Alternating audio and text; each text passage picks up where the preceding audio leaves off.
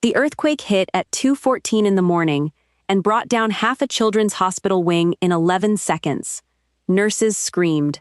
Doctors froze in the dark.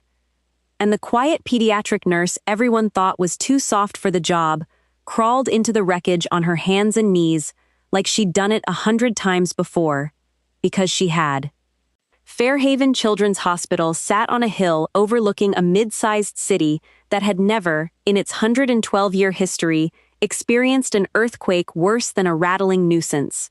The building had been added onto 3 times since the 1960s, each wing constructed to the code of its decade, which meant the newest wing, the Pediatric ICU, glass-fronted and modern, sat structurally independent from the older West Wing next to it, connected by a single enclosed walkway on the 3rd floor. Nobody who worked there had ever given the seismic rating of a 100-year-old brick annex a second thought. Why would they? Fairhaven didn't have earthquakes. Josephine Calder had worked the pediatric ICU night shift for just over a year, and in that time she had become, without ever trying to, one of those people a workplace quietly overlooks. She was 29, slight, soft-voiced, with a habit of tucking loose strands of dark hair behind her ear when she was thinking and apologizing for things that weren't her fault.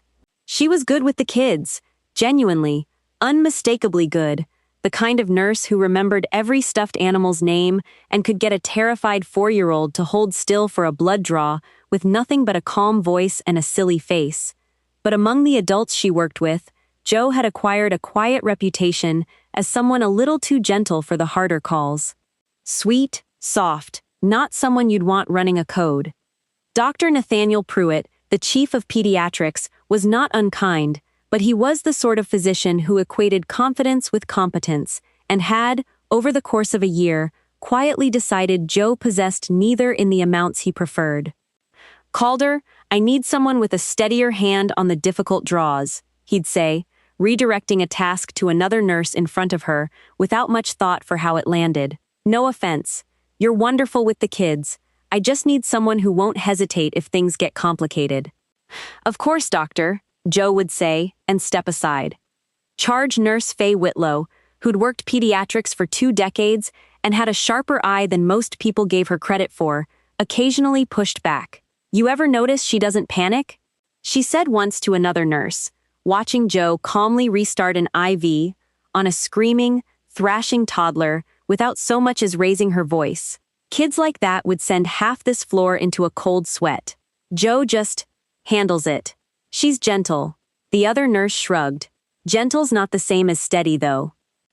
Nobody at Fairhaven knew that Jo Calder had once been Specialist Josephine Calder, a 68 Whiskey combat medic attached to an Army engineer route clearance platoon that had spent 13 months hunting improvised explosives out of roads in eastern Afghanistan, one of the most statistically dangerous jobs in the entire military, because the platoon's entire purpose was to drive slowly toward the things everyone else was trying to avoid.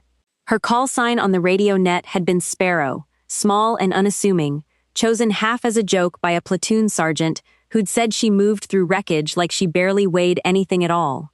She had a Purple Heart from a secondary IED that had caught her platoon after the first explosion collapsed part of a compound wall onto 3 of her own soldiers, and a commendation for going back into that unstable rubble twice more, alone, after the structural engineers on scene had called it too dangerous to continue, because 2 of her men were still under it, and she had made a promise a long time ago that she didn't leave people in the dark if there was any way at all to get them out.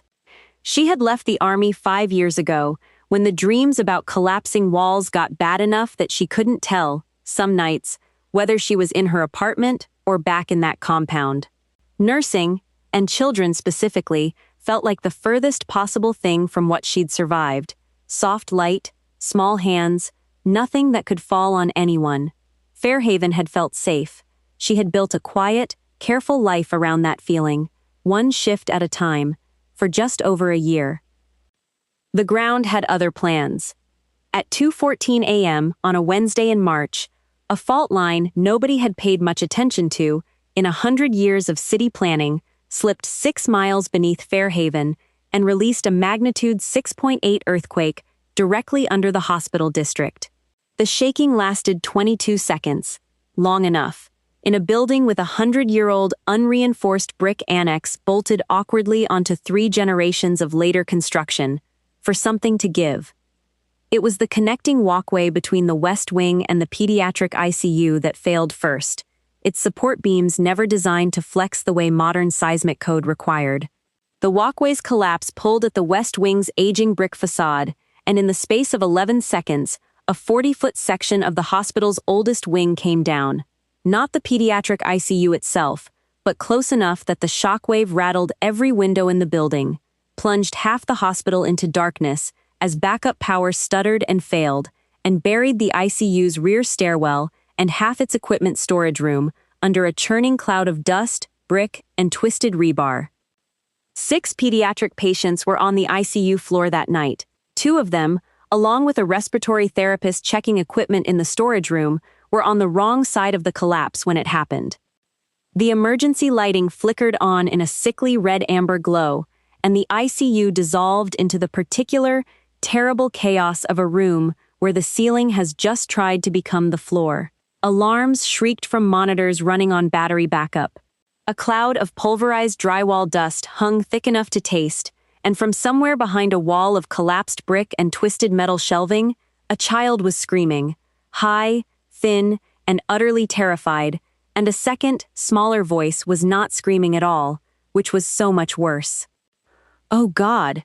Dr. Pruitt, thrown from his chair when the shaking hit, staggered upright in the wreckage of the nurse's station, blood running from a cut above his eyebrow, his voice climbing toward something close to panic. The storage room. Meredith was in the storage room, and Tobias and the twins were in Bay 6. That's on the other side of that wall. Faye, coughing through the dust, grabbed his arm. Nathaniel, look at me.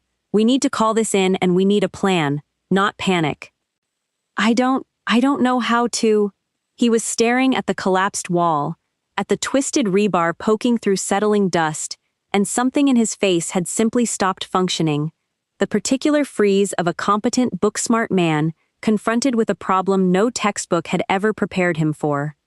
Jo had been thrown against a supply cart when the shaking started. She came up out of the dust already moving, and something in her, something that had been folded small and quiet for 5 careful years, unfolded all at once, fast and total, the way a held breath finally lets go. She knew this sound. She knew this particular red-tinged darkness, this specific taste of pulverized building material in the back of her throat, this exact quality of screaming that meant someone was alive but trapped, and someone else, more urgently, might not be for much longer. Faye! Jo's voice cut through the alarms and the dust and the panic, flat and clear in a register nobody on that floor had ever heard from her. I need every flashlight on this unit. I need the crash cart moved clear of the collapse zone, and I need you keeping everyone else back from that rubble pile until I've assessed it. Nobody goes in there blind. It could still be settling. Faye, 20 years of instinct telling her this was not the moment to ask questions, moved. Jo, we should wait for, Pruitt started. Wait for what, doctor? Jo was already crouched at the edge of the debris field, running her hands along a fallen support beam with the quick, methodical touch of someone checking for load-bearing stability before committing her weight to it. Fire and rescue is going to be 20 minutes minimum in a city-wide earthquake, with every road probably cracked open. We have a respiratory therapist and 2 children on the other side of this wall, and one of those children has stopped making noise, which means we do not have 20 minutes to wait for anyone. She found a gap near the base of the collapse, a triangular void created by a fallen support beam wedging against a filing cabinet, exactly the kind of accidental structural pocket that, in her old life, they'd called a survivable void, the small, stubborn spaces that kept people alive under tons of debris when physics had no particular reason to be merciful. There's a void here, she said, shining her flashlight into the gap, dust and darkness swallowing the beam a few feet in. It's holding for now. I'm going in. Absolutely not. Pruitt found something like his voice again. Jo, you are not a structural engineer. You are not trained for confined space rescue. If that void collapses while you're in it, then I'll be trapped with 2 kids who needed someone to try. Jo said, already stripping off anything that could snag. her lanyard, her stethoscope, looping it instead around her neck out of the way. And it was not defiance in her voice. It was simply fact, delivered the way she'd once delivered casualty reports over a radio net in a language of clipped, unemotional precision that made room for nothing except what needed doing next. "Faye, I need a headlamp if we have one. I need pediatric airway equipment small enough to fit through this gap in a bag, and I need someone monitoring this beam from out here in case it shifts. If it does, you pull me out by my ankles and you do not come in after me. Understood?" Faye didn't argue. She'd spent a year quietly wondering about the woman everyone called too soft, and something about the last 90 seconds had just answered a question she hadn't known how to ask. Understood. Joe went into the dark. The gap was barely 18 inches at its widest, and she moved through it the way she'd been trained to move through exactly this kind of impossible space. Flat, slow, weight distributed, every motion deliberate, because sudden movement was how stable rubble stopped being stable. Dust coated the inside of her throat.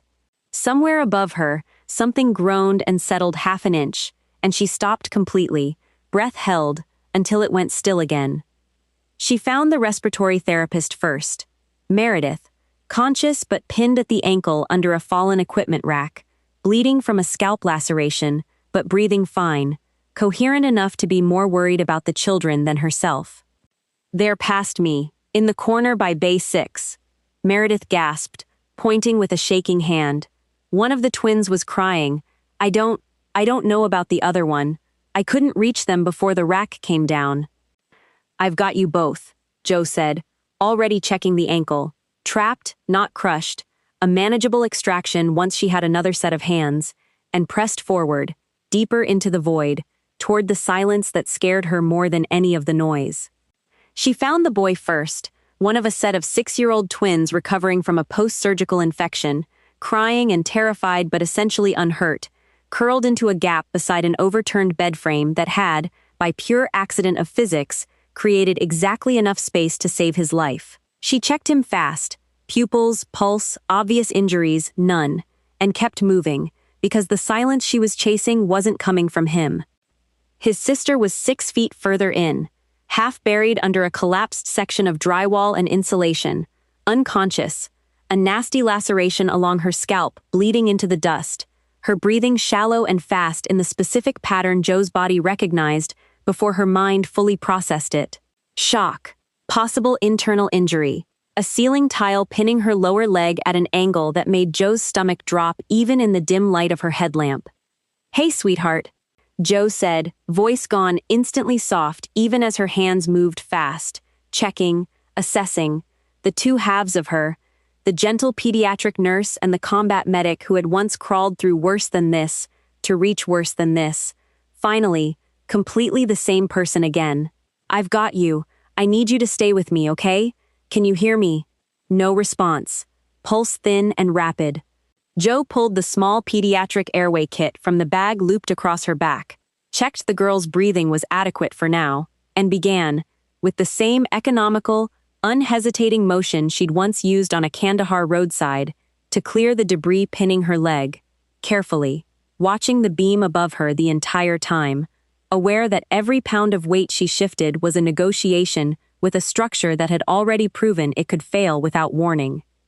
"Faye," she called back through the gap, voice pitched to carry without shouting, the way you learn to be heard through concrete and rubble without wasting air.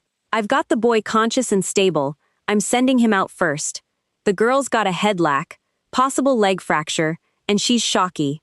I need a backboard small enough to fit this gap, and I need it now."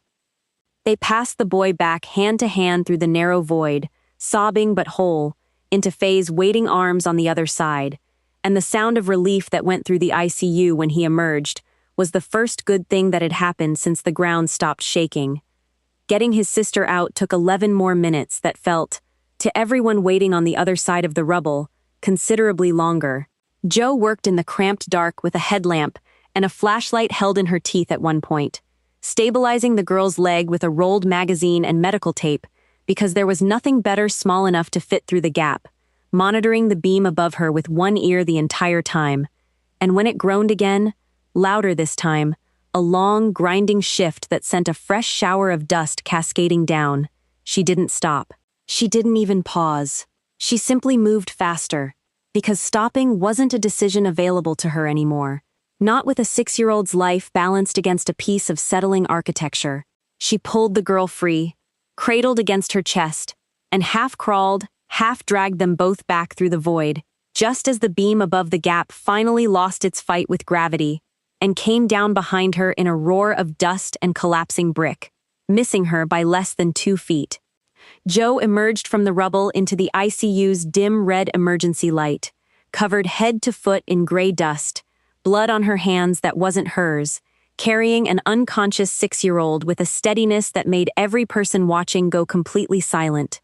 "I need warmed fluids, a pediatric C-collar, and someone prepping for a possible tib-fib fracture," Joe said, laying the girl down with a gentleness that seemed almost impossible from someone who'd just crawled out of a collapsed building. "Faye, get Meredith's ankle freed. That rack's not load-bearing anymore. It's safe to move now that the beam's down.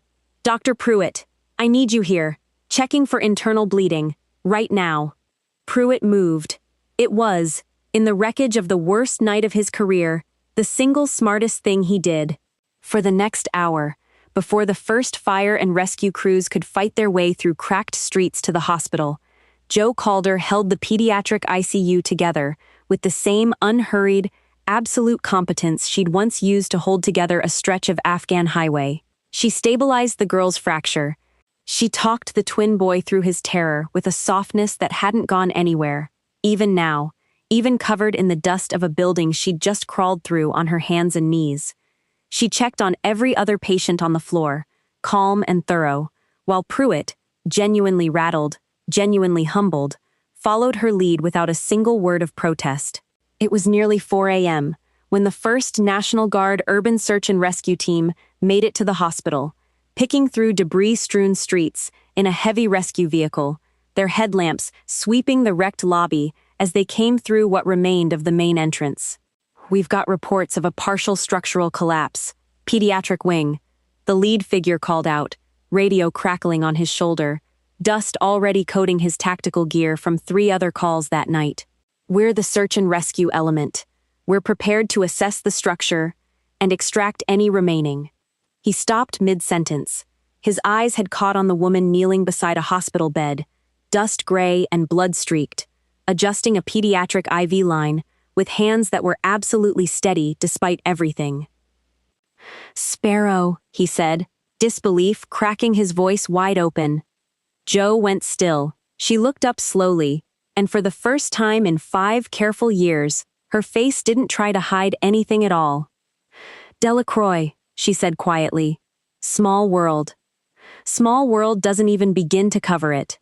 Sergeant First Class Roan Delacroix crossed the wrecked ICU floor in long strides, taking in the collapsed wall, the freed patients, the entire scene with the practiced eye of someone who did structural rescue for a living and clearly recognized exactly what it had taken to accomplish what he was looking at. "You went into that on your own? Before we even got here?" "There wasn't time to wait," Joe said simply. Pruitt, standing nearby, finally found his voice. "You two know each other?" Delacroix let out a short, disbelieving laugh, looking between the collapsed wall and the woman he'd clearly once served beside. "Know her? Doctor, this woman pulled 2 of my brothers out of a collapsed compound in Afghanistan under a threat of secondary detonation, after the engineers on scene called it too unstable to go back in. Twice. She's got a Purple Heart and a commendation that undersells what she actually did that day by about a mile, and apparently she's been quietly saving children in this hospital for a year, and none of you had the first idea what you had standing in this building." Pruitt looked at Joe for a long, silent moment, dust settling slowly around them both, something in his expression cracking open the way it only does when a person is forced to see, all at once, how completely they misjudged someone. "A year," he said hoarsely. "I told you that you weren't steady enough for the hard calls." "You never asked what I'd already survived to get here," Joe said, not unkindly, turning back to check her patient's vitals. "You just decided gentle meant soft. It doesn't." There wasn't time to let the moment breathe. The building still needed a full structural assessment, more patients needed evaluation, and Delacroix's team went to work clearing and shoring the collapse zone, while Jo, working now openly beside them instead of quietly at the margins of her own life, coordinated the ICU's recovery with the same fluent, practiced calm she'd carried since the moment the ground first stopped shaking. By the time gray dawn light filtered through the cracked windows of Fairhaven Children's Hospital, the worst of the night had passed. Both children were stable. Meredith's ankle was splinted and she was resting nearby, already asking after the twins with the particular worry of someone who'd spent the worst hour of her life more concerned for two 6-year-olds than for herself. The structural engineers had confirmed the rest of the ICU floor was sound, at least for now, and the National Guard team had begun the slow work of fully securing the collapse zone. Jo sat on an overturned equipment crate near the nurse's station, a paper cup of lukewarm coffee someone had pressed into her hands at some point, watching the dust-streaked morning light settle over a room that, 12 hours earlier, she never would have believed could survive what it had just survived. Faye sat down heavily beside her. For a while, neither of them said anything at all. "You saved this floor tonight," Faye said finally. "Not just those kids. If you hadn't gone in there, we would have lost more than we did. I've worked pediatrics for 20 years, and I have never, not once, seen anything like what you just did." Jo shrugged, exhaustion settling into her bones in a way that went deeper than the physical. "I just did what needed doing." "That's the thing," Faye said. "You've been doing that quietly, in small ways, every single shift for a year. We just never got to see the size of what you were actually capable of." Dr. Pruitt found her 20 minutes later, his usual brisk confidence entirely absent, his voice unsteady, in a way Jo had never heard from him. "I owe you an apology. I'm not sure I know how to make properly. I spent a year deciding you weren't cut out for the hard moments. And tonight, you walked into a collapsing building on your hands and knees to save 2 children while I stood there and couldn't move. I was wrong about you in every possible way." Jo studied him for a moment, tired, but without any real edge to it. "I let you believe what was easy to believe, doctor. I wanted to be someone without a past here. Turns out that's not really how it works. The past finds a way to matter again eventually." She managed something close to a smile. "I'm glad it mattered tonight, for the right reasons."